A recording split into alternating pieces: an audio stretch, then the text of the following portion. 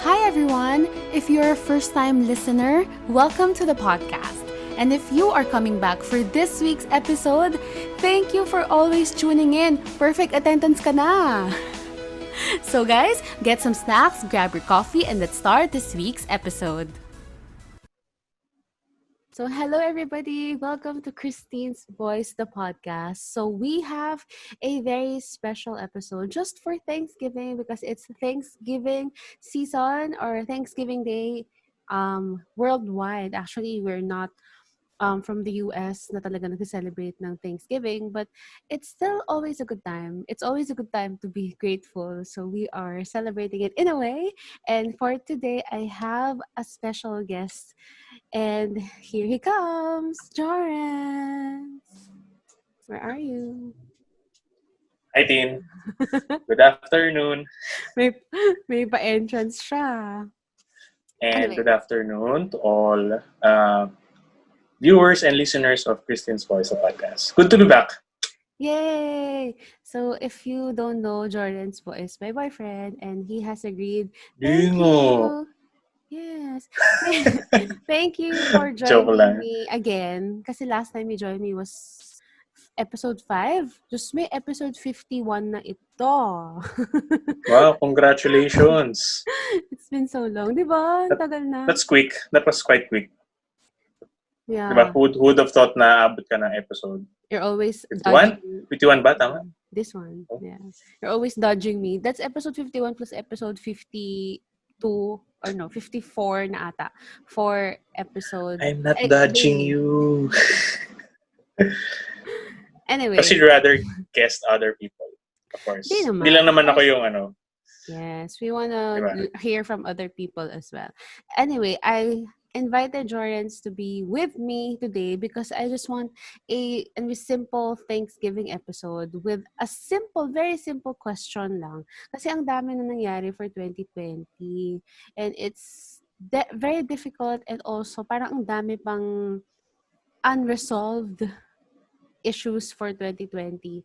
But since it's a Thanksgiving episode, I just want to ask, despite everything that's happening or has happened in 2020, what are some of the things that you are grateful for? So yun yung question ko. Thanksgiving episode kasi siya. Mm-hmm. The question is for you, sir. Oh?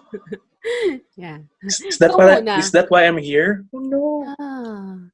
It's good to have reflection of what things that you are thankful for. Yeah. Ako sasagot pagkatapos mo. Sige. Just to say, I think, yun nga, like you've mentioned, na during this present time, napakadaming nangyaring, I can say, na maganda. And, no matter how bad the situation is, dapat we should not forget to be thankful pa rin for the little things that happened. It's not all that bad kasi naman. And if you will choose to look at the positive, marami pa rin naman nangyaring maganda. Yes. During this year. So sige, since you've asked, of course, first and foremost, I'm thankful for God. Mm-hmm. Diba? Kasi unang-una sa lahat, there's an ongoing pandemic. Hindi naman niya ako pinabayaan, first and for all.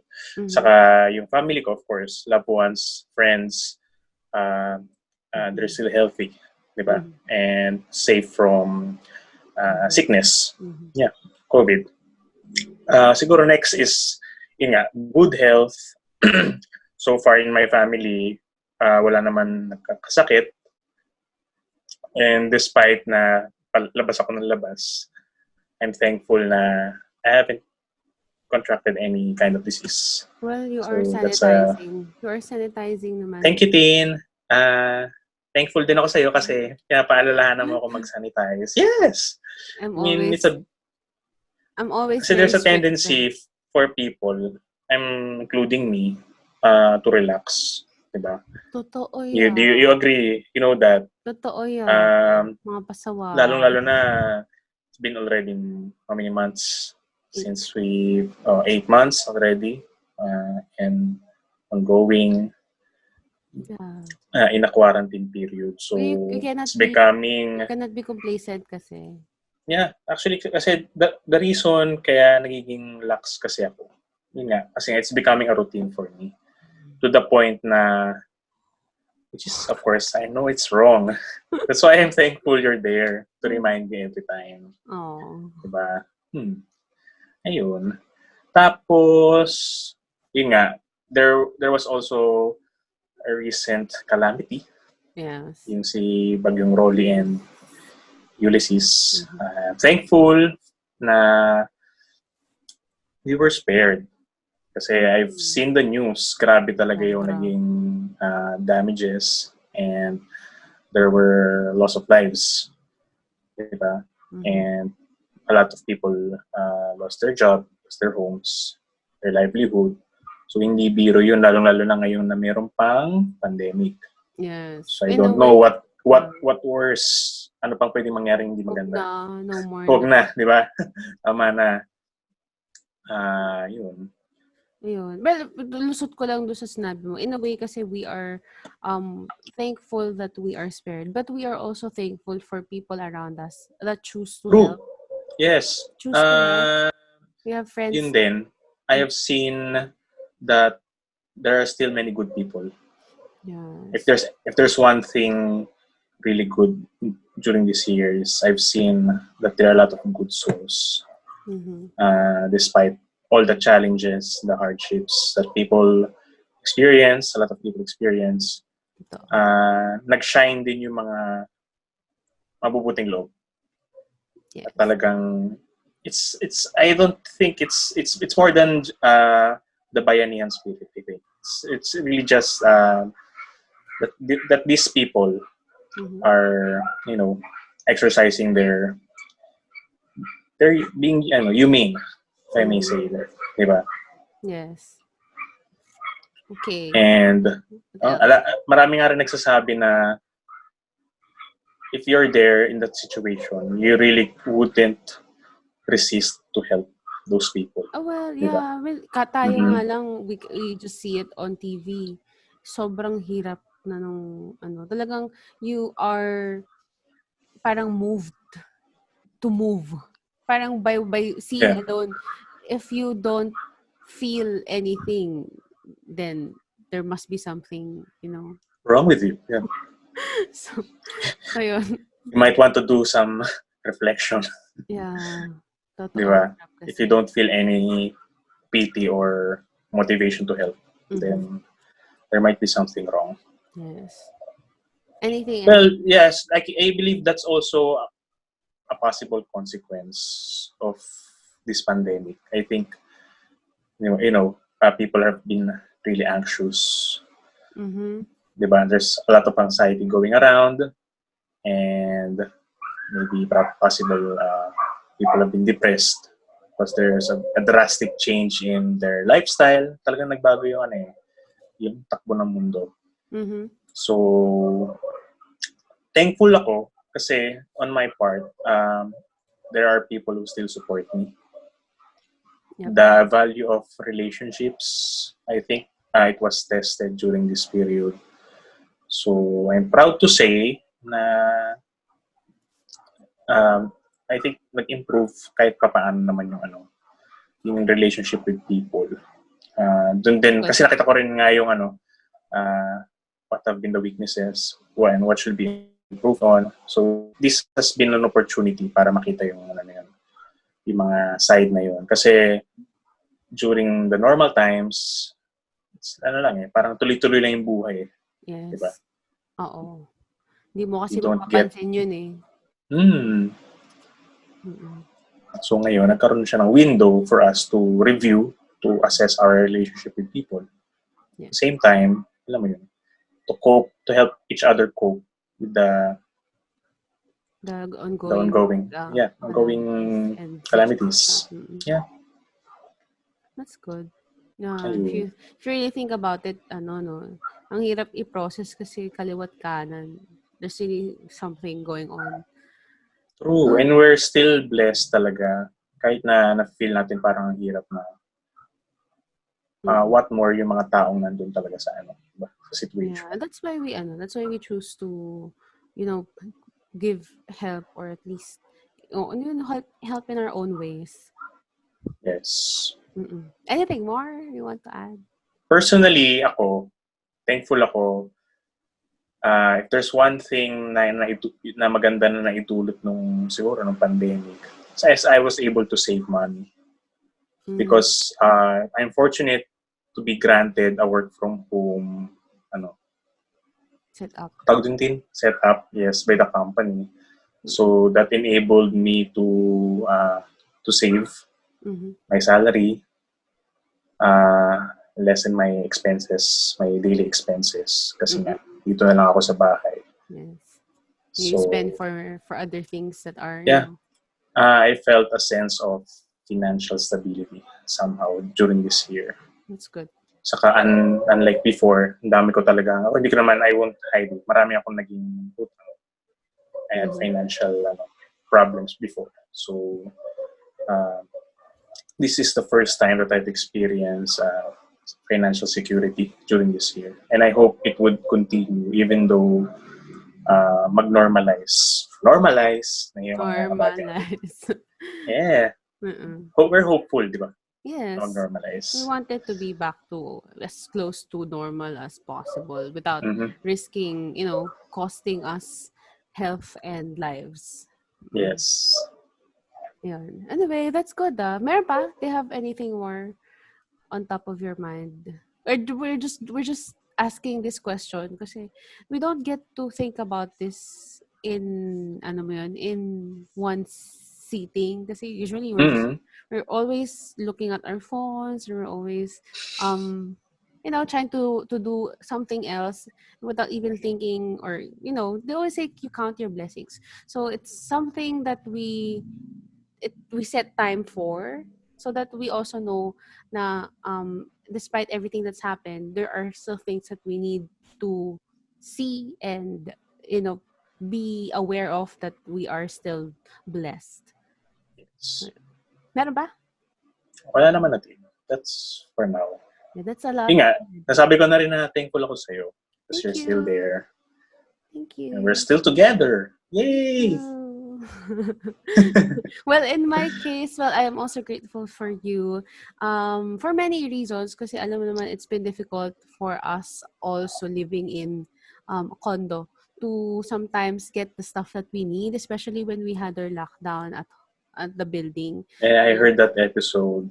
You're yes, we had welcome. we had a lockdown early June, and talagang walang labasan for 2 weeks, so we didn't have any supplies. So we had Mm. to ask Jorenz to buy us food and other grocery items so that we can, live and eat and still have our stuff at home. So yon, I'm also grateful that we're still together despite our many differences. We're very different, but we are trying to make things work. As they always Yeah, say, it's always an open communication, and also yung compromise with each other. So yeah. yun. Glad we were able to talk recently. Yes, and It's apart been a while. Yeah, I'm grateful for many things for you, which I always say. So, apart from that, I can say the existence of friends that you don't meet personally, but you can still talk to. Alam mo yun? Mm-hmm. So, I have friends that are also affected by the pandemic, but they try to cope with it in their own Mm-hmm. terms. So, minsan kasi being isolated, lalo na yung pandemic, you cannot go out, it eats your mind. True. So, my friends, I'm grateful for friends who reach out and, really keep in touch kahit na hindi kami nakikita, which is something that I always want to do. Kasi I'm trying to meet people, new people, or friends this year. Kaso, Mm-hmm. hindi even for us, hindi talaga eh. We can Yeah. even, we can even go to different places. And apart from that, nasabi ko na kanina yung mga taong tumutulong. Yung ano lang, siguro yung mga simpleng bagay that you can, ano mo yun, you are more aware of. Lalo na dahil before niyo mo siya napapansin, you take it for granted because it's available. But now, hindi mo na siya Mm. agad ma-access. So, how do I explain it? Siguro, kasi I cannot be grateful for things. Siguro, I'm grateful for the work and um the funds that I can have to purchase the things that I need for this situation. Yeah. Kasi there are many things in parang floating for me this year. So, and also pala, I'm grateful for opportunities that I was able to um, access kahit na pandemic. Kasi I wasn't very positive during the start of the lockdown. I was thinking I wouldn't be able to do the goals I've set out to do for this year. Mm. But buti na lang may mga ibang alam mo yun, opportunities na dumating. So hindi naman siya totally wala. Yeah, Yun. And of course that's yung true. friends nga sila I was able to catch up with Pasa, may OSIP family, si Sir Kad, si Sokoy, si Sohan, Mm-hmm. si Reza, and others na hindi sila nakapag-video chat but we're able to talk because of Indra. So, syempre Indra. Before I forget, I have to be grateful. I'm grateful sobra to Indra. Kasi, even though we weren't able to talk much, he was able to, give me some form of light in his own way. Yun. Yun lang. Rest Family in peace, Indra. Yes. So, yun. This is a, wait lang. Nahulog. But this is a very good exercise lang. Parang, when you are always like full of parang stress and other kinds of weight, emotional weight, you turn your mind into thinking stuff that that you have received, maybe Yeah. material or um the kindness maybe Mm-hmm. or yon, then may makikita kang good in it. That's what I think. What do you think? Yeah, I agree. Mm. Ayun. Tama naman. Thank Mm. you for guesting for this episode. This is just You're short. welcome. So I wanna hear from you again. I haven't heard from you in a while. I mean in the podcast. So When yun. was the last time I appeared? Episode, I Last think year it's pa. below episode 10. 5. Episode 5. Ngayon may 0 na sa dulo. Mm. 2 digit na ako ngayon. Last year. Oo Last nga. year pa. Oo. Mm. Ayun. Anyways, yun lang guys. That's just something that we want to share with everyone. And if you are, yeah, I think it's a good practice to always find yung blessing in everything that you like do. So Mm-hmm. if you also want to not naman celebrate Thanksgiving, but in a way just think about the things that you are grateful for, then you're welcome to Mm-hmm. join us. And yeah, any message before ka bumalik, balik ka ulit, invite kita ulit. Okay. Siguro for the listeners and viewers, ang ma-advise ko lang is don't forget to be good, to be kind. Yeah. So, Kindness yun. can Kindness. impact lives Yep. in ways you don't imagine, no? Mm-hmm. Nice. And appreciate every little things that would come your way. Yep. So, Thank you. yeah, you're welcome. Anyways, Galing ko, no? anyways, guys, that's it for us. It's again we have Jorenz for our Thanksgiving special, and if you have anything to be grateful for, I hope you can share it to us. Maybe you can type it down or comments or whatever way. Just have your own reflection of sorts. It's good before Christmas season. Yun, let Please the continue good energy flow. to subscribe and watch Siya nagsabi. all the episodes Yay. of Kristine's Voice, the podcast, and Kristine's Voice Daily. Please, Yay. thank you. Okay. Please do it for me. Thank you. Thank you. Thank you, guys. Thank you, Joe. Bye-bye. You're welcome. Bye bye.